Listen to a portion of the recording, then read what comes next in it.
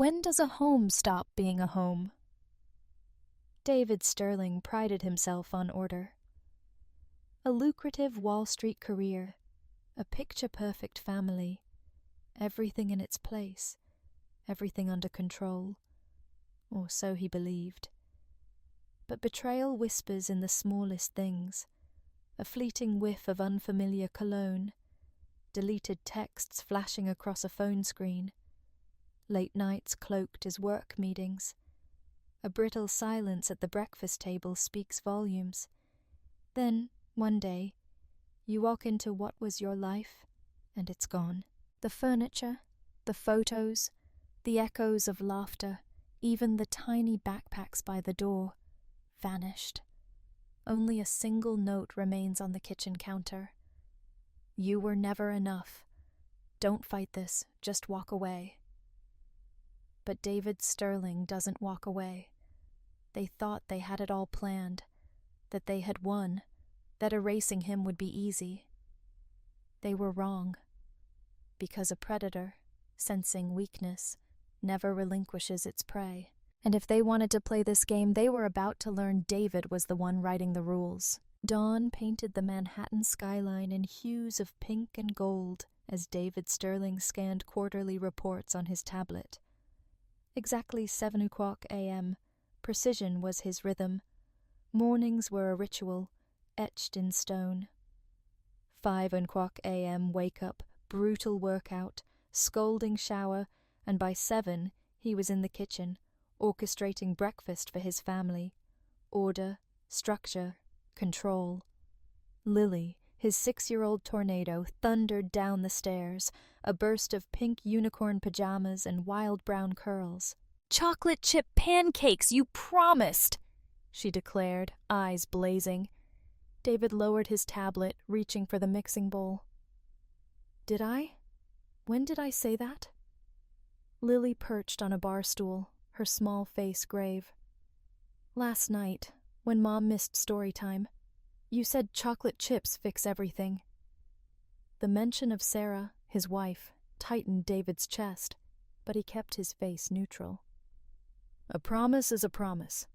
One batch of Sterling Special coming right up." As they whipped up batter, Leo, his 10-year-old soccer star, wandered in, clad in his jersey. "Mom's still not up?" he mumbled. "Work thing," David nodded, though he knew Sarah hadn't slipped in until 2:00 a.m. "Let her sleep," he said, forcing lightness into his tone.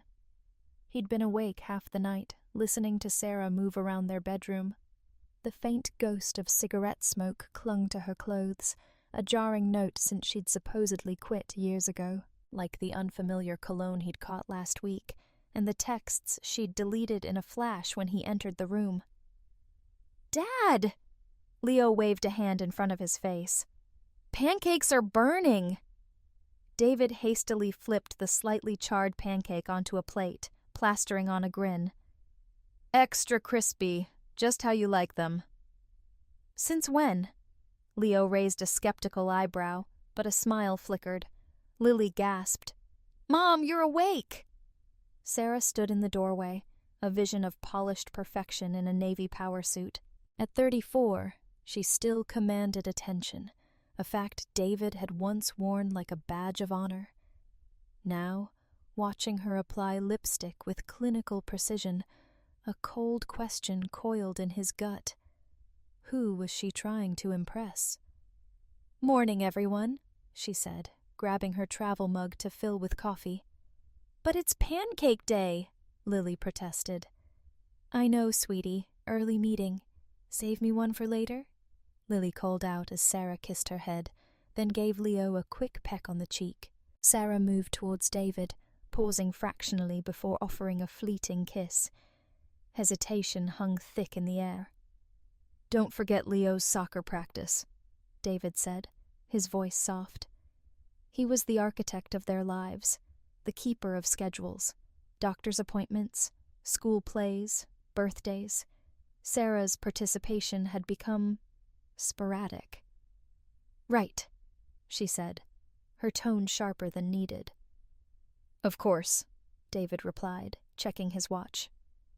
Sarah glanced at her phone, her face clouding over. She frowned. "Late tonight. Don't wait up." She rushed out, but not before David saw it.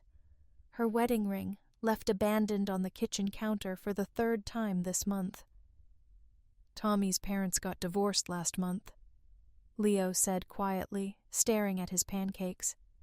"He said first they stopped eating breakfast together, then his mom started working late all the time."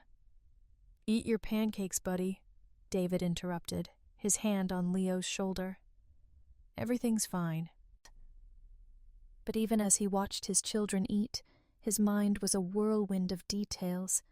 The missed dinners, the gym membership gathering dust, the cigarette scent, the new cologne, the small, frequent withdrawals from their joint account. Pinpricks, but noticeable.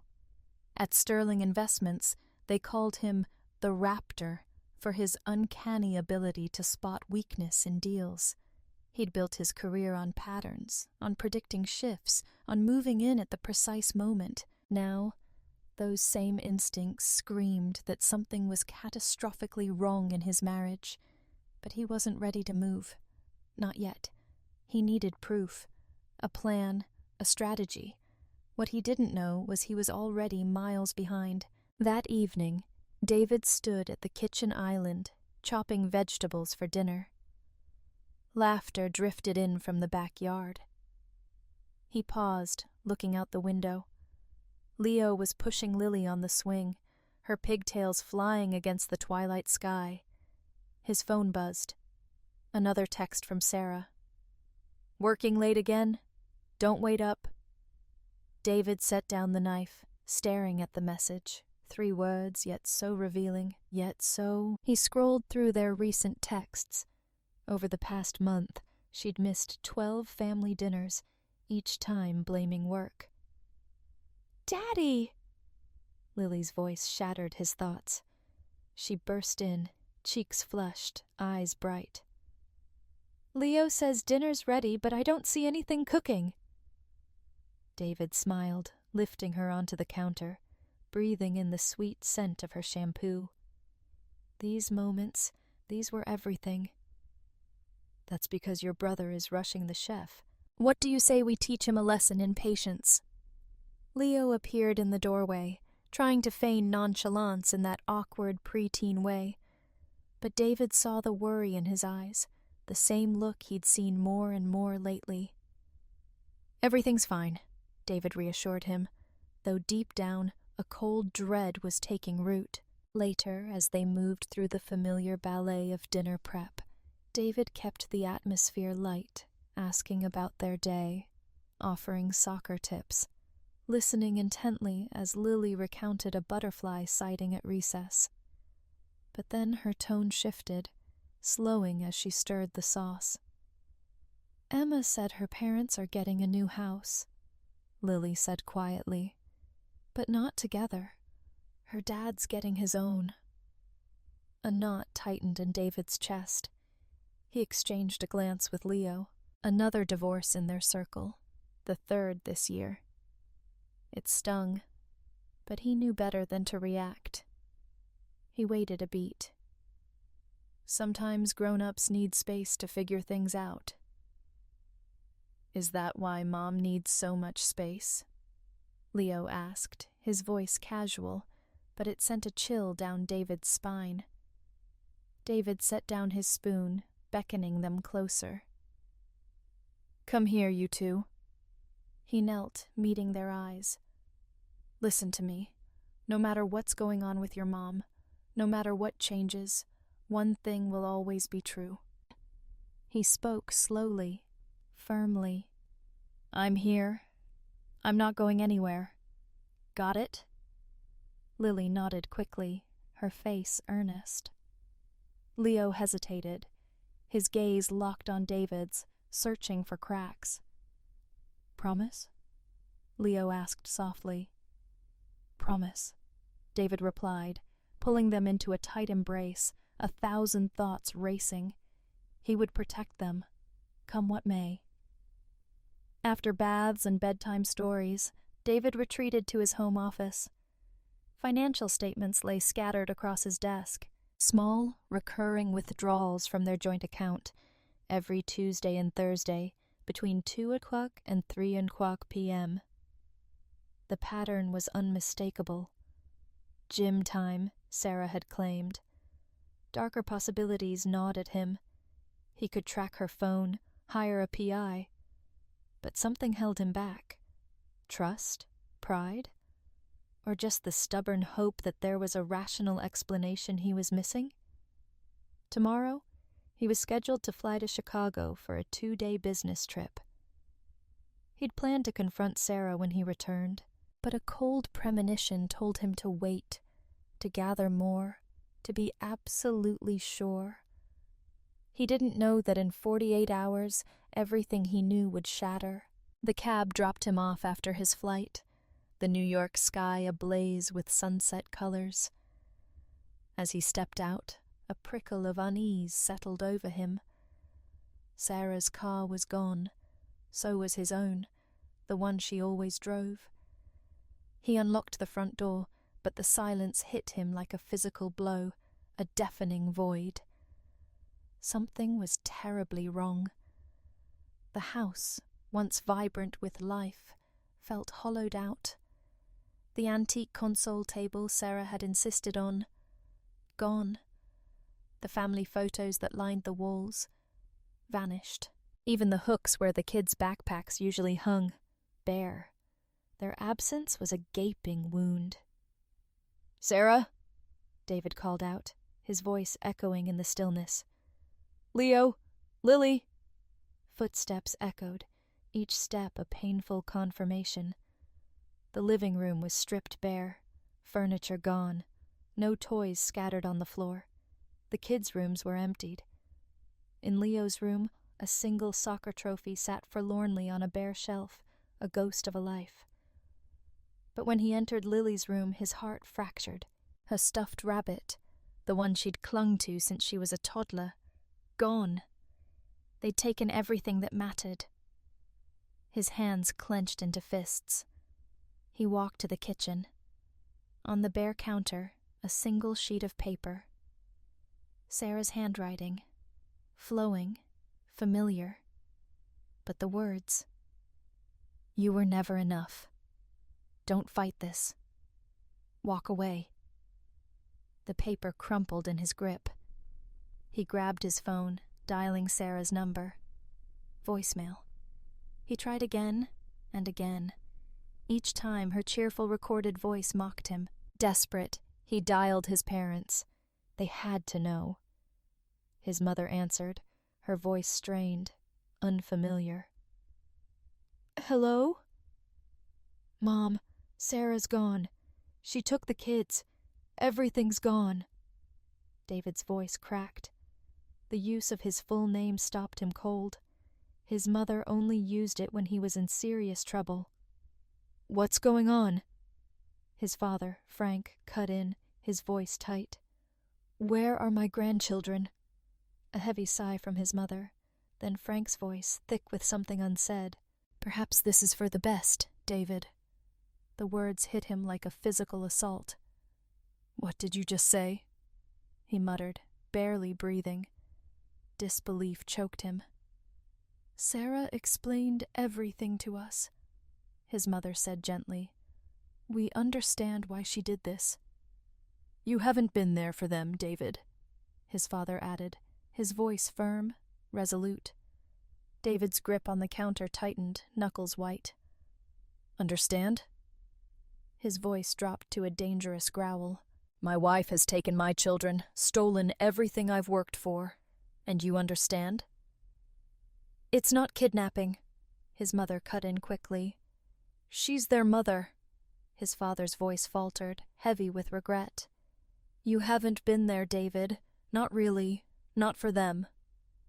A bitter laugh tore from David's throat. "I built this life. I gave them everything." "Except yourself," his father said softly. "Sarah told us about your absence. The long hours, the walls you put up, how you shut her out when she tried to talk about her feelings."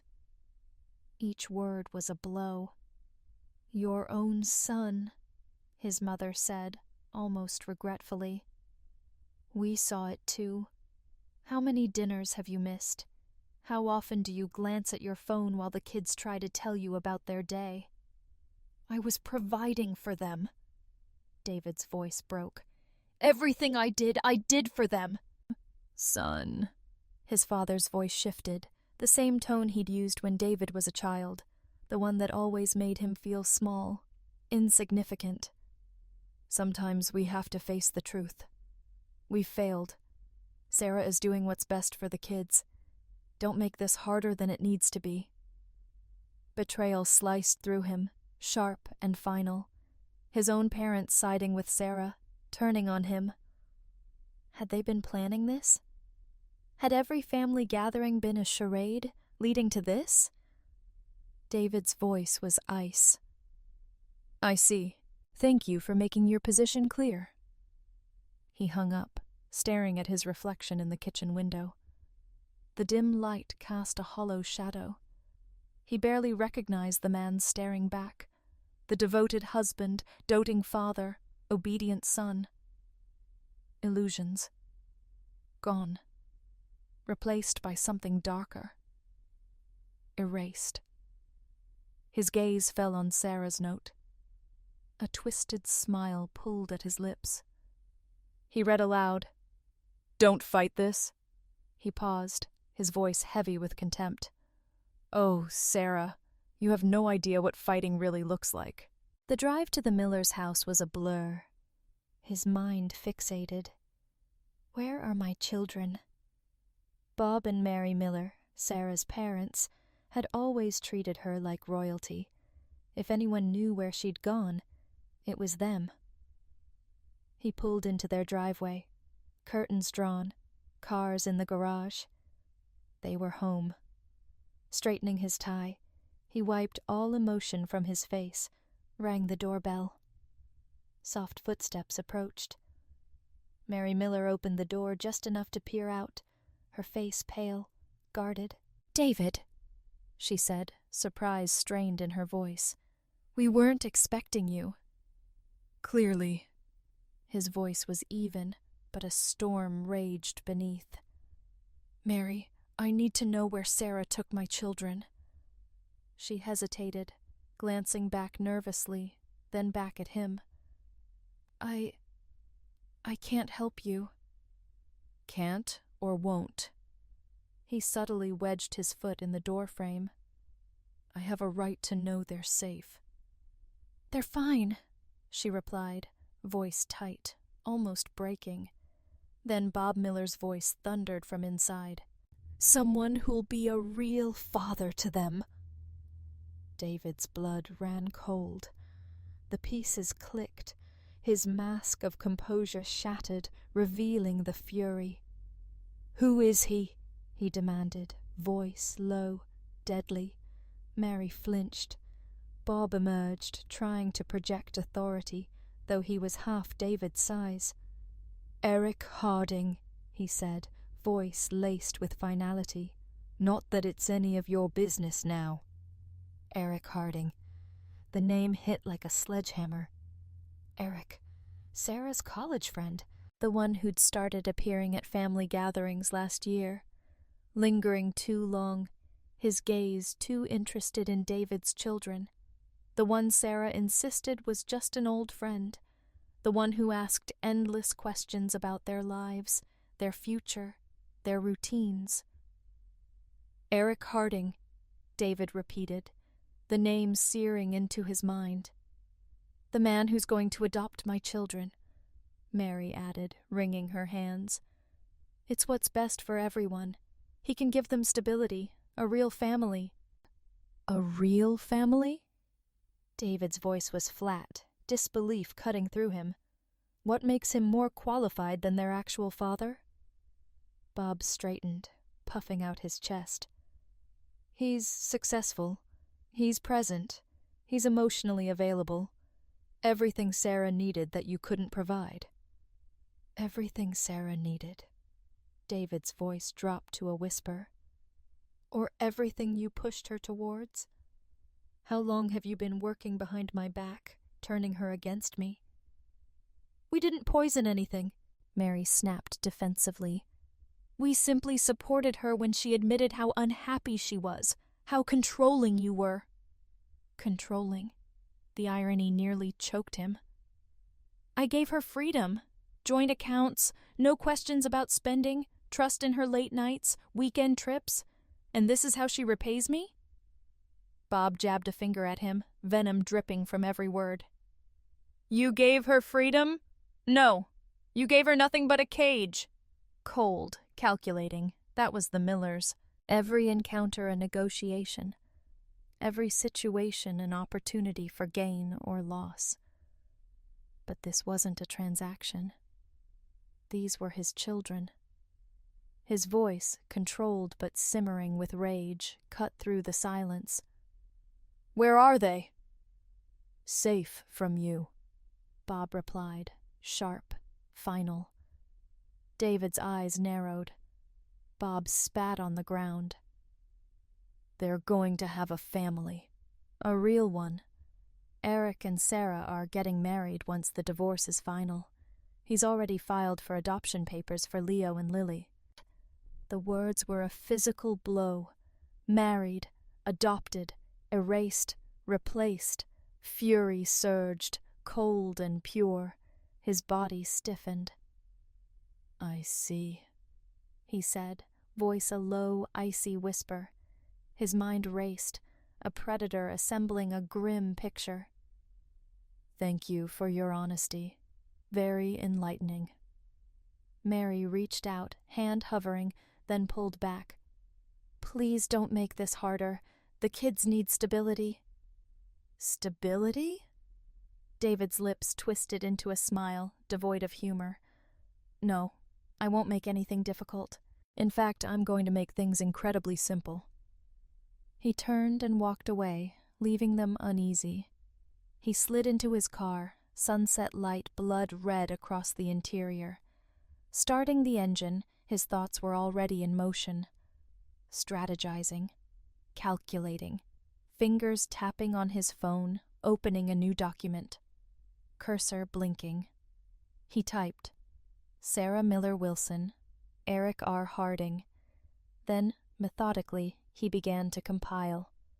Every shred of information, every connection, every weakness, every vulnerability. He dissected every detail. Sarah's hidden finances, the forged signatures he'd ignored, Eric's shadowy presence, their parents' complicity. They thought they were in control. They had no idea. His phone buzzed. Leo's soccer coach. "Missing practice. Everything okay?" The message snapped him back. His children, confused, manipulated, out of reach. Jaw tightening, he started the car. His plan was taking shape. Step 1, document everything. The empty house, missing assets, the note. Step 2, leverage his Sterling Investments contacts. Years of goodwill. But as the engine hummed, a darker idea formed, more decisive. The law? Too slow, too cautious. They wanted to erase him? Fine. He'd show them erasure. Sarah's note echoed in his mind. "You were never enough." A cold smile spread across his lips. Time to show them exactly who he was. In his office, laptop glowing, he dove into research. Eyes scanning, mind calculating, every scrap of information a weapon, every connection leverage, every secret ammunition. They thought they'd devised the perfect plan. They'd missed one crucial detail. The raptor didn't show mercy. Now they were the prey. David stood outside the New York family court building, tie straight, face unreadable. Emergency custody hearing in 20 minutes. Past week, he'd amassed evidence, proof of his fatherhood. "Mr. Sterling?" A woman in a sharp suit approached. Stella Torres, court-appointed mediator. David. He nodded, tight smile. Mrs. Wilson? Arrived early with counsel. Character witnesses, too. Your parents, Frank and Eleanor Sterling. Their names struck like blows, supporting Sarah, erasing him. Inside the courtroom, Sarah sat with her lawyer, a sharp woman in her 50s. Behind them, his parents avoided his gaze. Judge Violet Henderson, stern, gray-haired, studied documents. Mr. Sterling, the judge began, voice cutting through tension.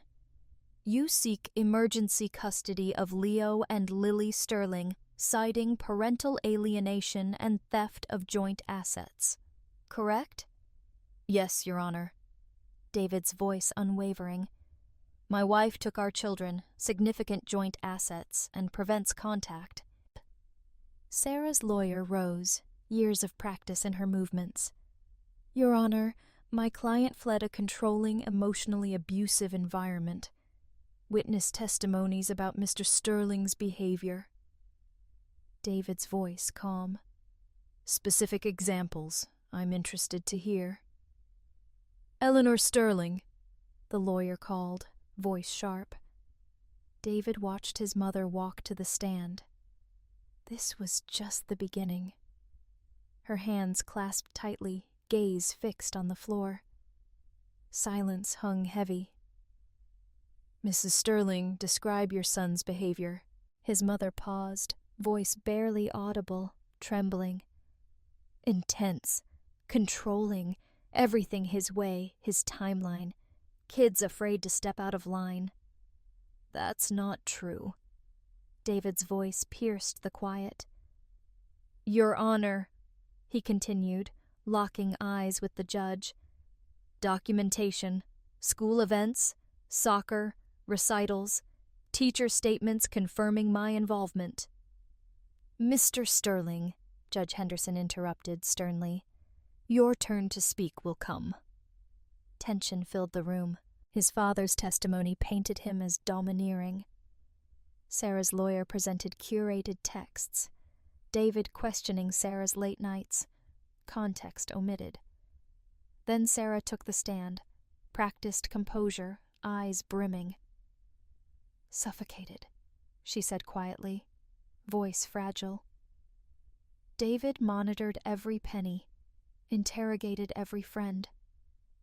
A tear. Children needed room to breathe, not constant surveillance. David stood again, presence suffocating. Your Honor, calm, controlled. May I question my wife? Judge nodded. Sarah, David began, voice clear. Controlling finances? Bank statements show complete access. Substantial withdrawals last month, without consulting me. Still call that control? Sarah shot back, fierce edge. Spreadsheets, David. You always knew what I spent. David raised an eyebrow. Investment manager. Job to track finances, taxes, planning. Did I ever stop you spending? Reluctantly, she shook her head. No. But, David pressed, tone even. Didn't I encourage your interests? Gym membership unused. Work events out late? Sarah's lawyer objected loudly. Judge Henderson dismissed it. Sustained. Focus on custody, Mr. Sterling. But David's point landed. Discomfort flickered across Sarah's face. After hours, Judge Henderson delivered her verdict. Mr. Sterling demonstrated financial stability and involvement, but controlling behavior concerns me. She paused. Temporary custody remains with Mrs. Wilson. Supervised visitation for Mr. Sterling. Full hearing scheduled. David stood motionless, expressionless, expected. System wasn't fair. Status quo maintained. Courtroom emptying. His mother approached. David, please understand, she said gently, voice soft. You've made your position clear. David nodded, collecting papers, voice flat. I won't waste more of your time. Parking lot. Sarah hurried to catch up. David, wait, she called, breathless. Work something out. Regular visits. Shared holidays. David turned, face unreadable. And what does Eric think of this plan? Sarah's face paled. How did you know about the adoption? She whispered, panic creeping in. A cold smile tugged at David's lips. I know everything, Sarah. And since you escalated things, his tone low, deliberate, I'll respond accordingly. What does that mean? She demanded, voice trembling. It means, David said, smile hardening, I'm done playing by your rules. He slid into his car, slammed the door. You want me gone? Be careful what you wish for. Speeding away, phone buzzed. Detective Freeland. It's David Sterling. Remember that favor? Need everything on Eric Harding. Home. David transformed his office into command center. Laptops flickering, financial documents, social media profiles, property data. Timeline of Sarah's actions sprawled on the wall. Phone buzzed again. Talk to me, Freeland. Your boy Eric has skeletons. What? David's interest piqued. Ex-fiancée, Haley Evans. Restraining order, February 2019. Vanished after that. David narrowed his eyes, reading Freeland's email. Police reports, court documents, Haley's sworn statement. Eric, initially charming, attentive. Perfect. But after Haley moved in, things shifted. Controlling phone, schedule, behavior spiraled. If I opposed him, eruption inevitable. Evening I chose to walk away. David's fingers tightened. Explosive outburst. Another notification. Bank contact email. Significant find, flagged transactions, transfers from joint account to offshore account. Signatures inconsistent. Forged. Sarah's attempts. Amateurish early ones. $128,000 moved. Got you, David muttered. Private investigator call. Mr. Sterling, investigator. Everything requested. Miss Evans, new identity, Seattle. Eager to tell her story. David paused. Contact her. Tell her I can help her seek justice. Next week, David built his case. Every document, statement, crack in their defense. Sarah took kids, theft of assets. Accused him of controlling but solid evidence of her deceit. Eric, playing father but violent past exposed. Knock at the door. Haley Evans, now Harrington, manila envelope. Mr. Sterling. Calm, determined. Investigator said you could help expose Eric. Come in, David said. For 2 hours, Haley told her story. Charming facade, dangerous need for control. Now adopting David's children. I have videos, Haley said, pulling out her phone. Secretly recorded. Too scared before, but now... David watched footage, face hardening. Willing to testify? He asked. Yes. Resolve unwavering. He shouldn't be near children. Haley left. David made one more call. Aurora, Dominic Sterling. Remember that merger tip? Need access to Sarah's work records. Proof she wasn't at those late-night meetings. Pieces falling. Sarah believed perfect plan. Underestimated him. Raptor didn't bite, it devoured. Frank and Eleanor Sterling's colonial home, affluent suburb. Backdrop for next phase. Eleanor opened the door, surprise flashing. David, what are you doing here? Son visiting parents, David answered, disarming smile. Thinking about family, forgiveness? Frank appeared, wary. You're not welcome. David held up wine. Actually, I am. Interesting conversation about bank fraud. Color drained from their faces. Come in, Eleanor whispered. Living room, family photos mocking. David poured wine. Parents stiff on couch, united guilt. Interesting documents, David said, pulling out his phone. Care to hear them? Before they could answer, David hit play. Eleanor's voice filled the room. Of course, we'll help move the money, Sarah. David doesn't deserve any of it. Another recording. I'll testify however you need me to. We'll make sure he never gets near those kids. That's illegal, Frank sputtered.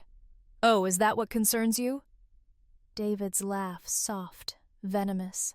Not conspiracy to commit fraud? Perjury? We did what we had to, Eleanor insisted. For the children. For the children's sake.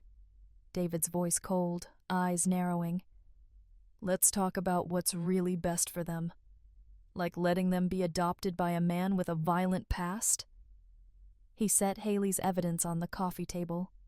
Police reports, hospital records, restraining orders. That's not possible, Eleanor stammered. Sarah thought he was perfect, David added, biting sarcasm. Sarah said a lot of things, didn't she? And you believed every word, because it fit the narrative you wanted about me. He leaned forward. Like to know what else Sarah's been up to? Who she's been meeting? Frank raised a hand. Enough. What do you want? David's gaze ice. I want you to experience exactly what you helped Sarah do to me, starting with your retirement funds. What? Eleanor stammered, disbelief. I've informed your bank about the fraud, David said calmly, tone unwavering. Interested in how you worked with Sarah to forge documents, transfer assets? He glanced at his watch. Accounts should be frozen any minute. Eleanor's phone buzzed. Hand trembled, reading bank notification. You can't do this, she whispered, panic. Frank shot up. We're your parents! David stood, commanding, unyielding. You lost that right when you conspired to steal my children, lied in court, supported Sarah's lies over your own flesh and blood. Eleanor's voice cracked. We can fix this. Tell the truth. Retract testimony. David shook his head, mocking smirk. Too late. Gathering papers, stacking them precisely. You made your choice. Face consequences. Frank's eyes widened. The house. Bank will seize it. Retirement security. David's voice firm, derisive. Should have thought of that before committing fraud. Walking to the door. Consider this your eviction notice. Eleanor reached, grabbing his arm. David, please. We're still your family. Slowly, David removed her hand, gaze hardening. No. You're just collateral damage in Sarah's war, and I have no mercy for my enemies. He left them in ruins. Driving home, office, moment of satisfaction. Another step checked off. Sarah took kids, parents betrayed him. Now they'd all feel his revenge. Endgame close. Very close. Soon, he'd reveal every hidden card. Their scheme would crumble. Their scheme would... Dawn broke over Chicago. David at his desk, reviewing plans. 3 screens, courthouse surveillance, stack of documents, meticulously organized. Phone buzzed. Freeland. Everything's in place. DA has warrants. Officers positioned at exits. Special guest? David replied. Haley's flight landed an hour ago. Small smile. Ready for grand entrance. Press? Freeland asked. Anonymous tip about celebrity adoption filing went out. Channel 4 sending best crew. Sarah and Eric on their way. Dressed to nines. wholesome and proper. David's voice dark amusement. Think today's victory. Erase me. Timing is everything, David reminded Freeland. Let them clerks window. Believe they've won. Then we bring Hammer down, Freeland focused. Exactly, David confirmed, ending cool. Final look at plans, ensuring everything's set. Message from Courthouse Insider. Judge Henderson reviewed evidence package, ready to grant emergency order as soon as they're arrested. Everything in place. Months of planning, gathering evidence, forging alliances, led to this. Hours, everything decided. Phone buzzed. Sarah. Taking kids to school, making them officially Eric's. Hope you're enjoying empty house. David didn't respond. She'd soon have answer. Courthouse lobby. Sarah and Eric, picture perfect. Sarah in blue dress, Eric tailored suit, Bob and Mary beaming. David observed, hidden pillar, security desk. Earpiece, Freeland's voice, calm, controlled. Eyes on targets. Primary teams in position, secondary teams covering exits. Sarah reached clerk's window, Eric hand possessively on her back. Good morning, Sarah said, voice ringing out. Here to file adoption papers. Richardson family. Clerk, briefed, looked at screen, frowning. Sorry, hold on this filing. Hold? Eric leaned in, charm full force. Must be mistake. Clerk's voice cut through. Paperwork is here, but criminal investigations pending. Must inform you. Courthouse doors crashed open. 2 officers strode in, flanking Freeland, thick stack of files. Sarah Wilson, Freeland's voice, sharp, commanding. Under arrest for financial fraud, forgery, theft of jointly owned assets. Sarah's face stark white. What? She gasped, voice trembling. Madness! Nora stammered, eyes wide. Adoption papers. Freeland's gaze shifted to Eric, hardening. Ethan Harding, question you about restraining order violation. Eric, poise cracking, confusion. Don't know what you're talking about. Mistake. Freeland shook head. No mistake. From behind pillar, David stepped forward, cold smile. Only mistake. Ice-cold voice. Thinking you could avoid consequences. Sarah's voice shot up, panic. David, what have you done? David's smile widened, cruel, knowing. Made sure truth came to light. Words slicing air. About your theft, Eric's violent past, everything you concealed. Officer moved toward Eric. Sir, step away from Mrs. Wilson. Eric tried to maintain control, pushing back. Outrageous! Here to adopt children! Every right! New voice cut through chaos, sharp, unyielding. You have no rights. Haley stepped forward, commanding attention. Cameras flashed. Just like you had no right to put me in hospital. Weight of words, undeniable. Eric's face drained. Recognition. Chill ran through him. Haley raised phone, video. Remember me? Smirking. Remember these? Videos played, revealing Eric's true nature, mask slipping. Turn off cameras, Eric snarled, anger bubbling. Before he could charge, officers subdued him, bringing him to ground. Chaos unfolded. Sarah tried to flee. Officer caught her arm. Mrs. Wilson, right to remain silent. Tears streamed down Sarah's face, mascara running. We can fix this, David. Please! Children! David stepped closer, voice low, lethal. Children, he repeated, pause hanging. You mean ones you tried to steal? Hand over to violent abuser? Sarah struggled, shaking head wildly. Wasn't like that. You were never there. David's voice cut through. Never there? Bitter laugh. Proof of every school event, doctor's appointment, every moment I was there, while you were with him. Gaze flicked to handcuffed Eric. While you were with him! You don't get it, Sarah whispered, panic escalating.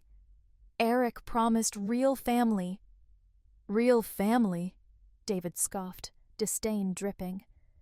Want to talk families? Tell Haley. Tell other women he's hurt.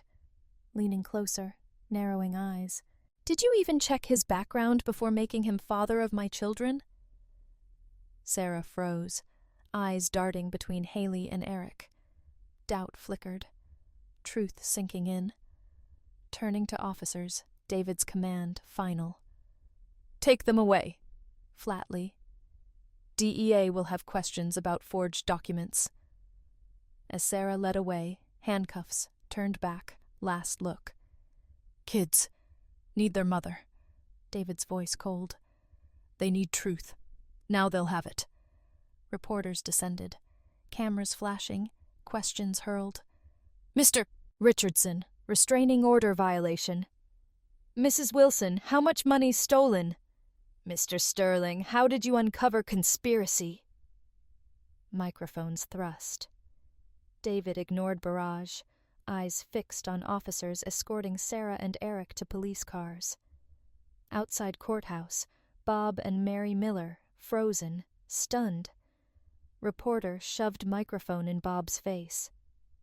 Did you orchestrate sting operation? David straightened tie, faced camera directly. Didn't orchestrate anything. Voice calm, unwavering. Simply made sure truth came out. No one above law. Not even mother of my children. Emergency custody hearing. 30 minutes later. Judge Henderson. Same judge. Bench. Serious expression. Reviewing new evidence. Mr. Sterling. Tone authoritative. Respectful. Light of Mrs. Wilson's arrest. Overwhelming evidence of Mr. Richardson's history. I'm prepared to reconsider custody immediately. David composed, respectful. Thank you, Your Honor. Nodding appreciation. Sarah's lawyer, unsettled, rose to object. Your Honor, client hasn't been convicted of any crime yet. Save it, counselor. Judge Henderson cut him off sharply. Signed confessions from both Wilsons. Video evidence of Richardson's violence. Proof your client perjured herself in this courtroom. Turned gaze back to David. Mr. Sterling, I owe you apology. Misled previous hearing. David nodded respectfully. Steady voice. Made best decision with information available, Your Honor. Judge's expression softened slightly. Nevertheless, she continued, correcting that error today. David stood front of courtroom, demeanor unyielding. Judge Henderson spoke directly to him. You are awarded full immediate custody of both children. Tone unwavering. Mrs. Wilson supervised visitation for now, pending criminal case. Adoption petition permanently denied. Order barring Mr. Richardson from 500 feet of children. Sarah's lawyer, unwilling to accept, interjected.